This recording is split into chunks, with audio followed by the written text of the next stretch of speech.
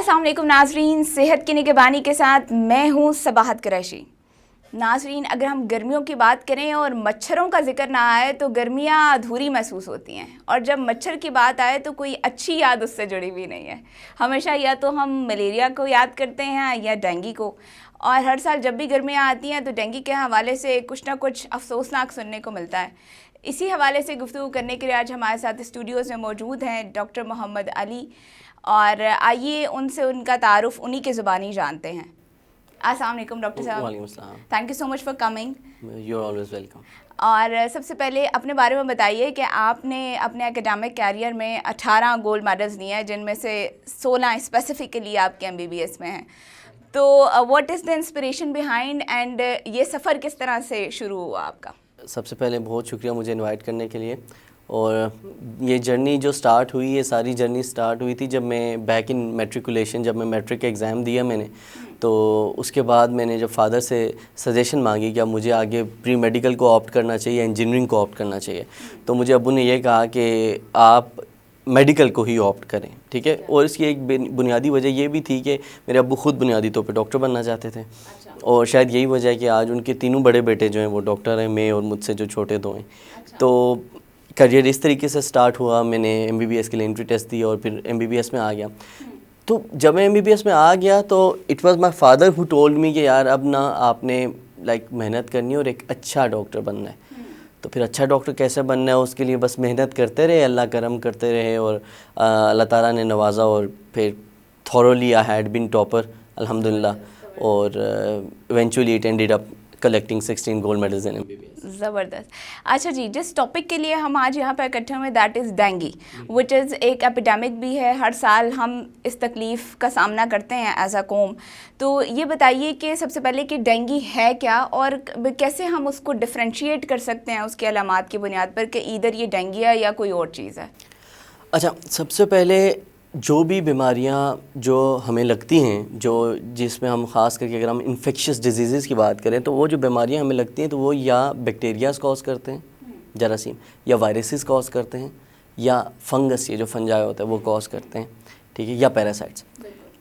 कुछ बीमारियां बैक्टीरियाज की हैं, कुछ वायरसेस की हैं। डेंगू एक वायरल एटियोलॉजी से आता है, मतलब कि एक वायरस है डेंगू वायरस, जो आता है और हमें आके इन्फेक्ट करता है। ठीक है, मतलब आप ये कहना चाह रहे हैं कि वो वायरस मच्छर में पाया जाता है। वो वायरस मच्छर के ज़रिए ट्रांसमिट होता है। मच्छर एक वेक्टर का रोल प्ले करता है। वेक्टर इज़ द थिंग जो चीज़ को लेकर के जाती है, ट्रांसमिट होता है, ठीक है।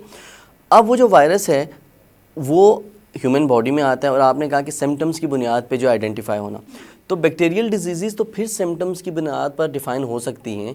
जो वायरल डिजीज़ होती हैं इनको बहुत मुश्किल होता है कि कोई बंदा अगर आपको कहे सिम्टम्स हैं मुझे ये, जैसा कि क्या सिम्टम्स हैं डेंगू के, आपको बुखार होगा, हाई ग्रेड फीवर, हर वायरल एटियोलॉजी में होता है, आपके पट्ठों में दर्द होगा, ठीक है, आपको जो है वो खाना पीना आपका कम हो जाएगा, आप खा पी नहीं सकेंगे उस तरीके से।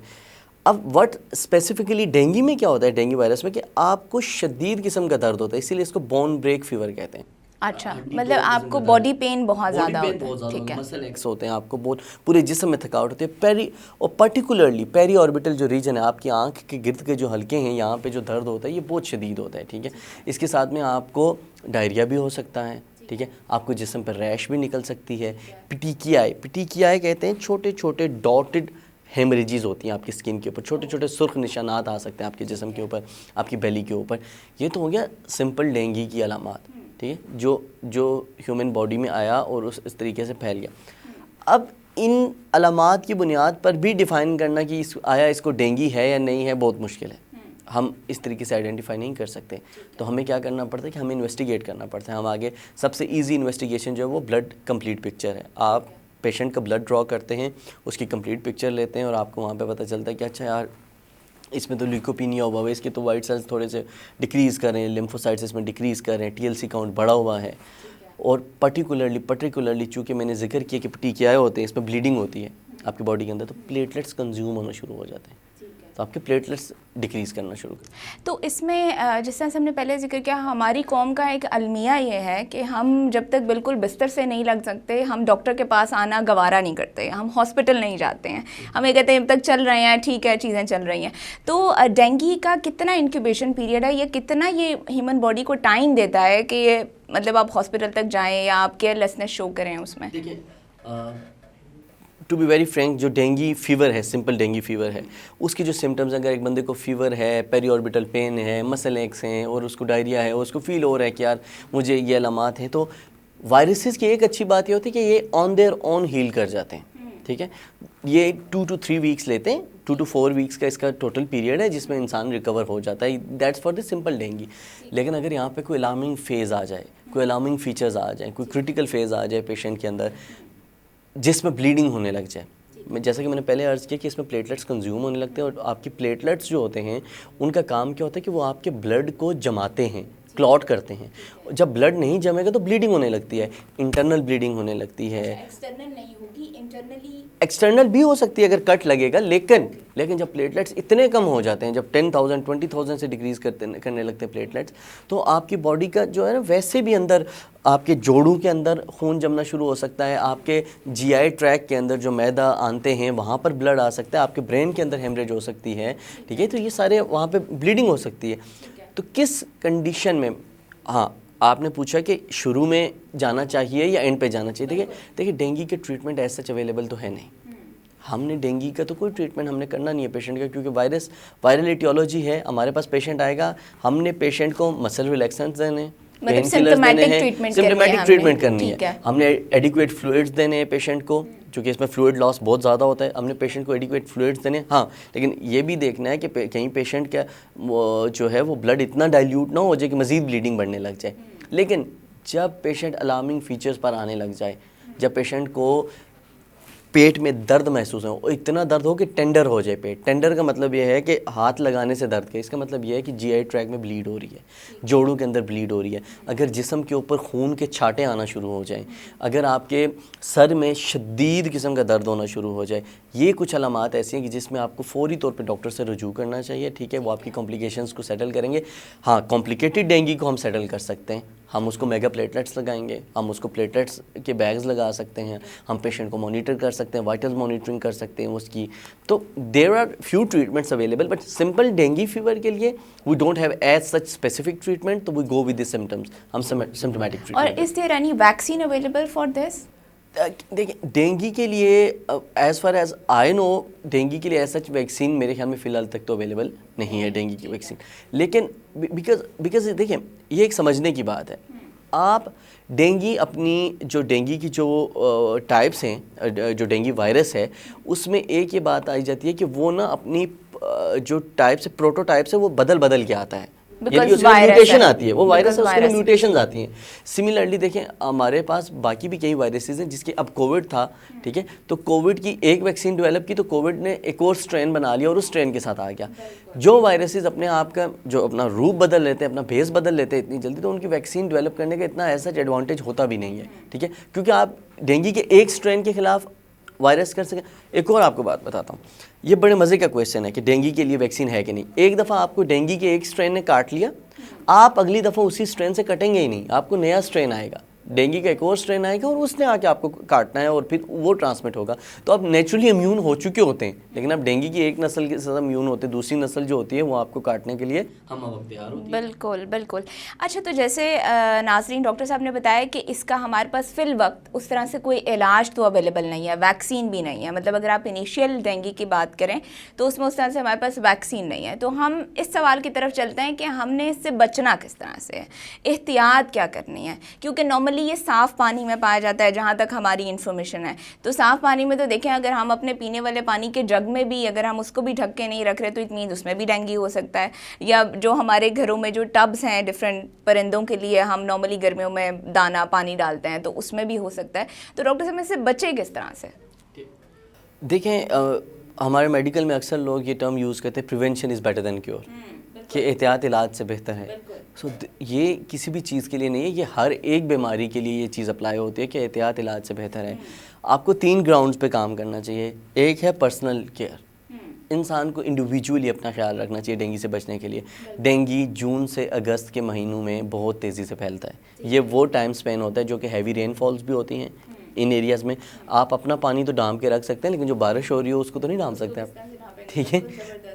تو وہ آتا بھی یہ تب ہے جون سے اگست کے مہینے میں جہاں جو کہ ہیوی رین فال کا سیزن ہے آپ کا, ٹھیک ہے, آپ کی گرمیاں بھی ہیں اس میں.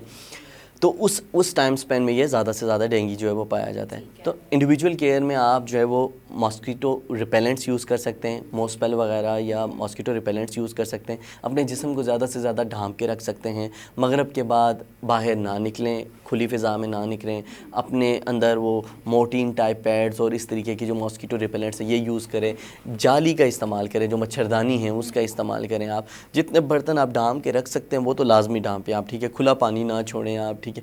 بچوں کا زیادہ سے زیادہ خیال رکھا جائے کیونکہ بچے جو ہوتے ہیں وہ بہت زیادہ وہ امیونو کمپرومائزڈ بھی ہوتے ہیں اور ان پہ زیادہ پرابلمس جو ہیں وہ یہ آ سکتی ہیں. سیکنڈلی آپ collectively as a in society آپ کیا کر سکتے ہیں کہ آپ سوسائٹی میں دیکھ رہے ہیں جہاں پہ کہیں گڑھے ہیں وہاں پہ آپ مٹی ڈال دیں ان گڑھوں کے اندر جہاں تاکہ پانی نہ ٹھہرے اس ٹائم پہ.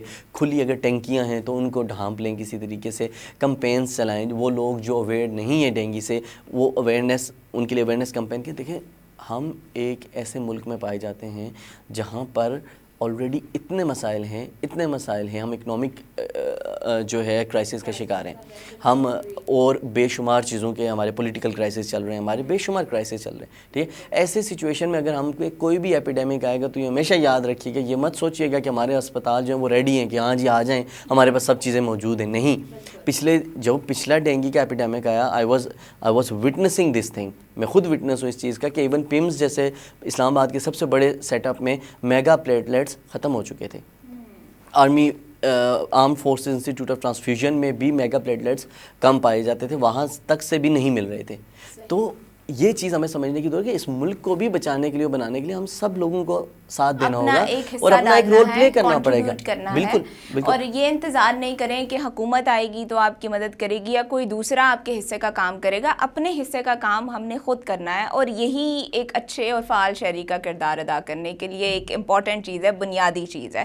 آگے چلتے ہیں. یہ بتائیے کہ جو نارملی آپ نے جیسے بات کی کہ ہمارے پاس ڈینگی کی 2 اقسام ہیں, تو وہ اقسام کون سی ہیں اور ان میں کیا فرق ہے؟ نارملی جیسے ایک آپ نے کہا ایک نارمل ڈینگی ہوتا ہے, ایک جو سوئر ڈینگی ہے, اس کے لیے کیا ٹرم ہم یوز کرتے ہیں؟ دیکھیے this is not what we are heading towards کہ ڈینگی کی ایک سویئر فارم ہے. ڈینگی ہی ہے.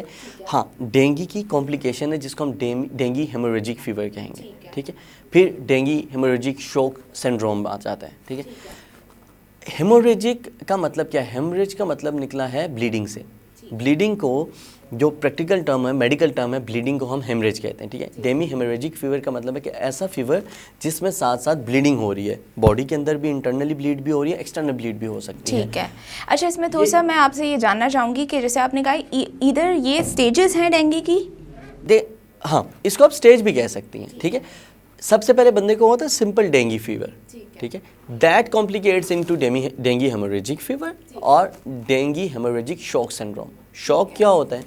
شوک ہوتا ہے جب آپ کی باڈی کے اندر بلڈ اتنا بھی نہیں رہتا کہ وائٹل آرگنز تک آپ کا بلڈ جو ہے وہ پہنچ سکے, ٹھیک ہے.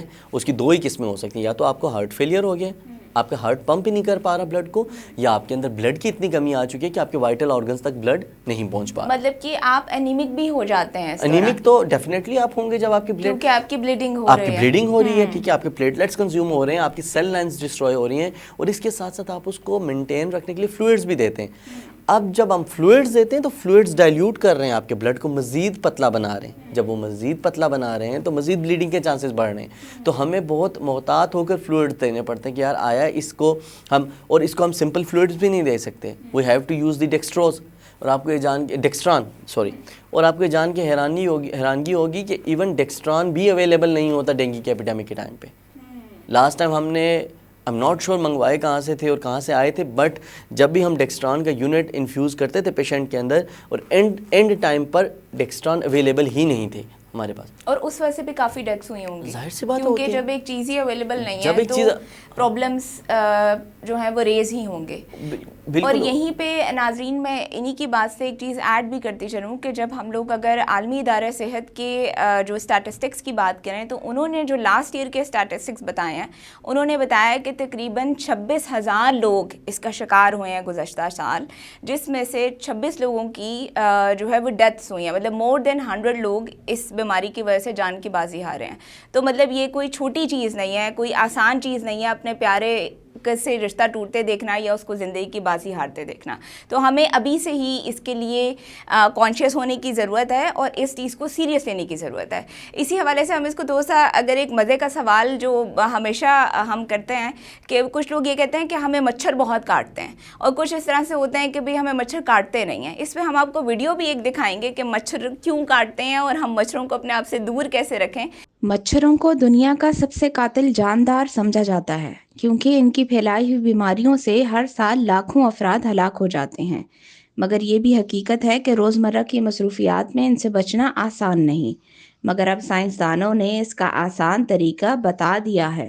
اگر آپ مچھروں کو خود سے دور رکھنا چاہتے ہیں تو ناریل کی مہک مددگار ثابت ہو سکتی ہے. یہ دلچسپ دعویٰ امریکہ میں ہونے والی ایک تحقیق میں سامنے آیا. ورجینیا کی ایک تحقیق میں یہ دیکھا گیا تھا کہ مختلف خوشبوؤں والے صابن کس حد تک لوگوں کو مچھروں سے بچاتے یا ان کا شکار بنانے میں اپنا کردار ادا کرتے ہیں. تحقیق میں دریافت کیا گیا کہ اس سادہ سوال کا جواب کافی پیچیدہ ہے. در حقیقت یہ دیکھنا ضروری ہے کہ صابن میں موجود کیمیکلز کسی فرد کے جسمانی کیمیکلز سے کس طرح ملتے ہیں. ان کا کہنا تھا کہ اسی سے وضاحت ہوتی ہے کہ آخر ناریل کی مہک سے مچھروں کو دور رکھنا کیوں ممکن ہے.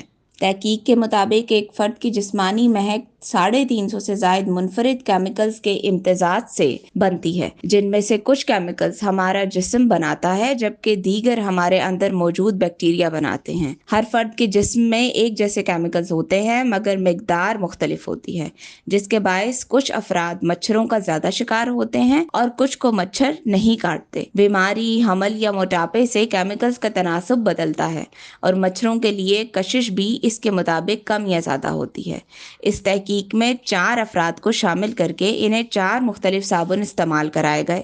ہر رضاکار کو کونی دھونے کا کہا گیا اور پھر 1 گھنٹے تک دونوں ہاتھوں پر کپڑا چڑھایا گیا. یہ عمل ہر صابن کے استعمال کے بعد دہرایا گیا. تمام صابنوں میں لیمنن نامی مادہ موجود تھا جو ترش پھلوں میں پایا جاتا ہے اور اسے مچھروں کو دور رکھنے میں مددگار تصور کیا جاتا ہے. مگر صابن میں اس کی موجودگی سے لوگ مچھروں کے لیے زیادہ پرکشش بن گئے. مجموعی طور پر محققین نے 4 کیمیکلز کو مچھروں کو کھینچنے والا قرار دیا جبکہ 3 انہیں دور رکھنے میں مؤثر قرار پائے. مگر ناریل کی مہک کو مچھروں کو دور رکھنے کے لیے سب سے زیادہ مؤثر دریافت کیا گیا. محققین کے مطابق نتائج سے ثابت ہوتا ہے کہ مچھر ناریل کی مہک کو پسند نہیں کرتے, تو اس پھل سے بننے والی مصنوعات جیسے تیل کا استعمال ان کیڑوں سے بچانے کے لیے بہترین ہے. اس تحقیق کے نتائج جنرل آئی سائنس میں شائع ہوئے اور محققین کا کہنا تھا کہ اس حوالے سے مزید تحقیق کی ضرورت ہے. ابھی یہ بھی واضح نہیں کہ ناریل کی مہک بذات خود مچھروں کو دور رکھتی ہے یا یہ انسانی جلد میں موجود ایسے کیمیکلز کو بڑھاتی ہے جو مچھروں کو دور رکھنے میں کردار ادا کرتے ہیں. اور ڈاکٹر صاحب سے بھی جانتے ہیں کہ ڈاکٹر صاحب کچھ لوگ ہم کہتے ہیں کہ کسی کا خون میٹھا ہے تو مچھر بہت کاٹ رہے ہیں, اور کبھی ہم یہ کہتے ہیں کہ بھئی کڑوے خون والوں کو مچھر کاٹتے نہیں ہیں. تو اس کے پیچھے کیا سائنس ہے, مطلب یہی حقیقت ہے؟ I had been in this field for last 6 years اور 6 سالوں سے ہاسپٹل میں آنا جانا, ان پیشنٹ وٹنس کرنا. تو خون تو کبھی ہم نے چکھ کے دیکھا نہیں کہ وہ میٹھا ہوتا ہے, کسی کا کڑوا ہوتا ہے. But I don't know this fact. But مچھر کاٹے یا نہ کاٹے, آپ نے اپنے آپ کو اس کی مرہون محنت نہیں چھوڑنا. آپ نے خود اپنے آپ کو ایٹ لیسٹ پروٹیکٹ کرنا ہے کہ ٹھیک ہے آپ ایسے کہ یار میں بارڈر پہ چلا جاتا ہوں اور اب فوجی سامنے سے مجھے گولی نہیں مارے گا. This is not the fact. Second thing, میں نے لاسٹ ایئر اپنے جب میں ہاؤس جاب کر رہا تھا لاسٹ ایئر, تو میں نے وٹنس کی ایک ڈیتھ ڈینگی کی وجہ سے اپنے ہی ہاسپٹل کے اندر. ٹھیک ہے, this was so painful and this was so stressful کہ دیکھتے دیکھتے ہماری آنکھوں کے سامنے ایک بندہ ڈیٹرائریٹ کر گیا, ہمیں پتہ ہی نہیں چلا, اور اس کی کنڈیشن, اس کے وائٹلس کولیپس کر کے ہم نے CPR کیا پیشنٹ کا, ہم نے پیشنٹ کے وائٹلس کو مینٹین کرنے کی کوشش کی. ہماری پوری ٹیم آ گئی, نرسنگ سٹاف بھی تھا, PGs ہمارے consultant, everybody was there, لیکن ہم نے کچھ کر ہی نہیں سکے. The patient went into dengue haemorrhagic shock syndrome, اس کے بعد پیشنٹ کولیپس کر گیا. سو دس از آپ کو نہیں پتہ چل رہا ہوتا. وہ تو گھر سے وہ بھی بخار اور سر درد اور پٹھے درد کے ساتھ ہی آیا تھا, اینڈ ہی نیور ایکسپیکٹڈ دس کہ میں اس حالت میں واپس جاؤں گا. ٹھیک ہے, سو آپ کو نہیں پتہ ہوتا کہ یہ چیز آپ کو کہاں لے کر, آپ کی ایک چھوٹی سی لاپرواہی ایک اتنا بڑا خمیازہ بنا سکتی ہے, ایک اتنا بڑا وہ ڈیزاسٹر کریٹ کر سکتی ہے. پریونشن کتنے سمپل ہے, دیکھیں آپ جنرل پریونشن بھی اگر دیکھیں اور جنرل پریونشن کو اگر فالو کریں تو آپ روزمرہ کی بے شمار بیماریوں سے آپ بچ سکتے ہیں. لیٹ سے ایک سمپل ماسک کی مثال لیں, اگر آپ ماسک کا استعمال کر لیتے ہیں, اگر کسی پیشنٹ کا گلا خراب ہے, کسی بندے کا گلا خراب ہے, آپ کا گلا خراب نہیں ہوگا, وہ ٹرانسمٹ نہیں کرے گا. فلو ہے کسی بندے کو, آپ تک فلو نہیں آئے گا. کسی بندے کو ٹی بی ہے, آپ تک ٹی بی کا مرض نہیں پہنچے گا. کسی بندے کو کوئی اور وائرل انفیکشن ہوا ہوگا, اس ٹائم سائنوسائٹس چل رہا ہے, آپ تک نہیں پہنچے. ایک سمپل ماسک آپ کو کتنا بچا سکتا ہے؟ بالکل, وہ ایک 10 روپے کا ماسک جو ہے وہ آپ کی قیمتی جان بچا سکتا ہے. یہ بتائیے کہ کیونکہ ڈینگی کا سیزن ہے, آپ نے بتایا کہ جون سے لے کے اگست تک ڈینگی کا سیزن ہوتا ہے, تو اس حوالے سے ایز اے ینگ ڈاکٹر آپ کیا اپنا انپٹ دیں گے اس اویئرنیس کمپین کو چلانے کے لیے, یا لوگوں میں ڈینگی کے حوالے سے آگاہی پھیلانے کے حوالے سے؟ ہمارے سے ایز فار ایز مجھ سے جتنا ہو پاتا ہے, I do upload many things regarding, ابھی مونکی پاکس آیا تھا, last time breast cancer awareness تھی, تو I do upload those things on social media. اس دفعہ ہم نے ایک بڑا اسٹیپ اٹھانے کا سوچا ہے. ینگ ڈاکٹر ویلفیئر ایسوسیشن جو میری آرگنائزیشن ہے, ہم ایک کیمپ لگا رہے ہیں انشاءاللہ دا کمنگ سیٹرڈے, اور اس میں I would like to thank Vista Valley Islamabad اور ان کی پوری ٹیم, حافظ وحید, امجد الوی صاحب, محمد کبیر صاحب اور حیدر وحید, کہ انہوں نے اسپانسر بھی کیا, نہ صرف اسپانسر کیا بٹ انہوں نے ساتھ مطلب ہمارے چلنے کا کہا کہ ہم جائیں گے, and we are going towards Rawalakot, جہاں پہ ہم ایک کیمپ لگا رہے ہیں, and there will be the free medical camp, free health education, اور لوگوں کو اس کے بارے میں اویئرنیس دی جائے گی, نہ صرف ڈینگی کے بارے میں بلکہ آنے والی مزید جو بیماریاں ہیں, جتنی بھی بیماریاں ہیں ان کی, ایک تو ان لوگوں کی اسکریننگ ہو جائے گی, ان لوگوں کی ہیلتھ ایجوکیشن ہو جائے گی, اور اس کے ساتھ ساتھ ہمارا جو مین مقصد ہے وہ یہ ہے کہ لوگوں کو زیادہ سے زیادہ آگاہی پہنچے, اور جتنے لوگوں کا علاج ہو سکے وہ تو چلیں ایک بونس پوائنٹ ہے. دی سیکنڈ تھنگ از کہ آپ ہمارے ملک کے اندر جو اسلام آباد کے اندر لوگ رہتے ہیں, لاہور, ان کو تو چلے یہ فیسلٹی ہے کہ یہاں پہ لوگ اویلیبل ہیں, ڈاکٹرز اویلیبل ہیں, میڈیکل ہاسپٹلس ہیں, لیکن دور دراز کے علاقوں میں, گاؤں میں, دیہی علاقوں میں لوگوں کی اسکریننگ بھی نہیں ہوتی. کئی بندے کینسر سے مر جائیں گے لیکن ان کی اسکریننگ بھی نہیں ہوتی. تو اس طرح کی جو فری میڈیکل کیمپس ہیں, یہ تو یہ ایک بیٹر اپرچونٹی ہے, اینڈ کہ اس میں زیادہ سے زیادہ لوگ شریک ہوں اور اس چیز کا حصہ بنیں, اس کمپین کا, اور اپنا مفت علاج کروائیے, مفت اسکریننگ کروائیے. ایک بہت اچھی اپرچونٹی ہے, اور بڑے ہم شکر گزار ہیں کہ ایز اے ینگ ٹیلنٹ انہوں نے یہ ایک بہت اچھا اقدام لیا ہے, اور ول ہوپ اینڈ وش ہم all the very best for the future endeavours. Thank you so much. اسی میسج کے ساتھ ہم یہاں پہ اس کو کلوز کرتے ہیں, آپ کو الوداع کہیں گے کہ پرہیز علاج سے بہتر ہے, پرہیز بہت سستی ہے, بہت بہتر ہے, اور علاج بہت مہنگا ہے, اور ہمارے جیسے ملک میں یہ چیزیں افورڈ کرنا ہر انسان کے لیے جو ہے وہ بہت مشکل ہے, ہر انسان کے لیے آسان نہیں ہے. اس لیے پرہیز اپنائیے اور ڈینگی سے محفوظ رکھیے, خوش رہیے اور دوسروں میں خوشیاں بانٹیے. اسی پیغام کے ساتھ مجھے دیجیے اجازت. اللہ حافظ.